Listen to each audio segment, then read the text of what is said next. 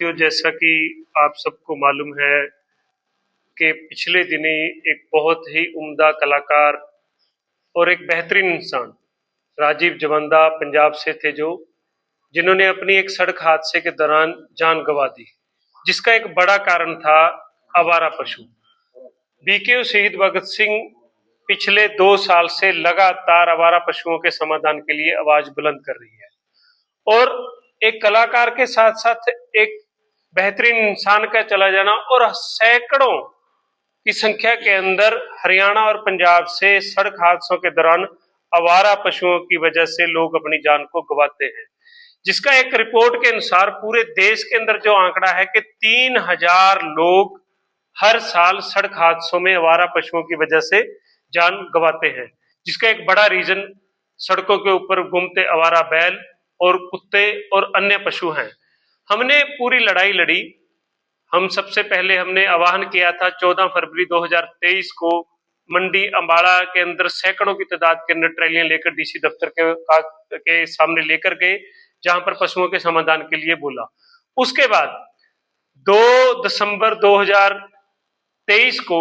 हमने आह्वान किया था कि 10 दिन का हम समय देते हैं कि इससे फसलों का, किसानों का, लोगों का, आम जन का बहुत बड़ा नुकसान हो रहा है। उसके बाद 12 दिसंबर को मौजूदा मंत्री उस समय के असीम गोयल की कोठी के सामने हम आवारा पशुओं को लेकर गए, जिसका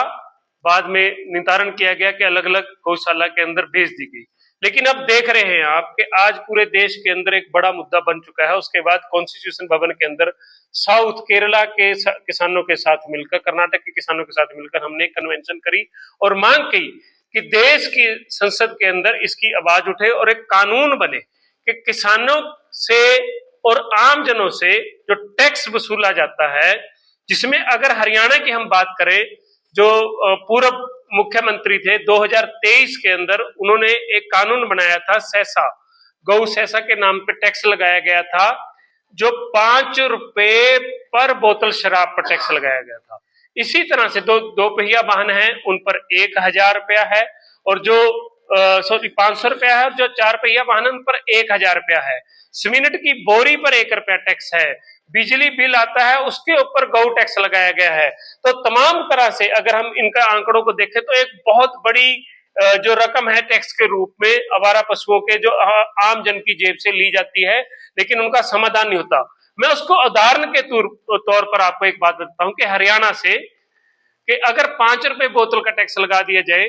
तो एक रिपोर्ट के अनुसार गुड़गामा के अंदर 2023 का जो आंकड़ा है कि 12 लाख बोतल हर महीना बिकती है। तो अगर हम इनको हरियाणा के 20 जिलों में मल्टीप्लाई करें और 10 लाख रुपए की मात्रा एक रेशियो रखें, तो लगभग अगर 5 रुपए का जो टैक्स है वो 110 करोड़ रुपया बैठता है, जो पूरे हरियाणा के साथ साथ मैं तो कहता हूं कि पश्चिम उत्तर प्रदेश और जो पंजाब है उनकी भी गाय की जो संरक्षण है वो हो सकता है, आवारा पशुओं को हटाया जा सकता है, उनका समाधान हो सकता है सिर्फ शराब के टैक्स से। अगर आप इसको पंजाब में देखेंगे तो पंजाब में भी जो गौ टैक्स लगा था वो सबसे पहले 2009 के अंदर लगा था, और करोड़ों रुपए का टैक्स लिया जाता है अलग अलग तरह से, जैसे 2 पहिया वाहनों पे, 4 पहिया वाहनों में, बिजली के बिल पर, रेत पर और शराब पर, और इसके साथ टोल टैक्स से एक बड़ा टैक्स के रूप में जो वसूली की जाती है गौ टैक्स के नाम पर लेकिन समाधान कोई नहीं निकल रहा। और सैकड़ों नौजवान, कितने भाई बहन, पिता, माताएं अपनी जान गंवा रही हैं हर रोज एक्सीडेंट के अंदर। अगर इसको एक तादाद लगाई जाए तो पंजाब के अंदर 15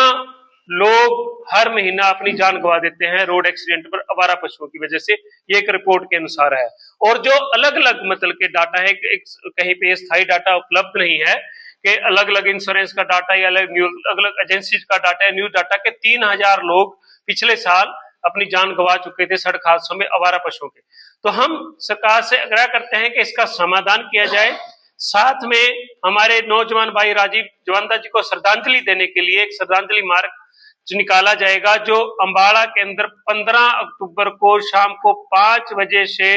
पॉलिटेक्निकल चौक सिविल हॉस्पिटल से शुरू होकर जगाधरी गेट नगर निगम के सामने जाकर वहां पर श्रद्धांजलि उन्हें दी जाएगी, और इसको एक आंदोलन के रूप में लिया जाएगा। और आने वाले समय के अंदर अगर सरकार इसका समाधान नहीं करती है आवारा पशुओं के, तो पूरे देश के अंदर एक व्यापक आंदोलन की जो हमारी तैयारी है उसकी रणनीति की घोषणा 15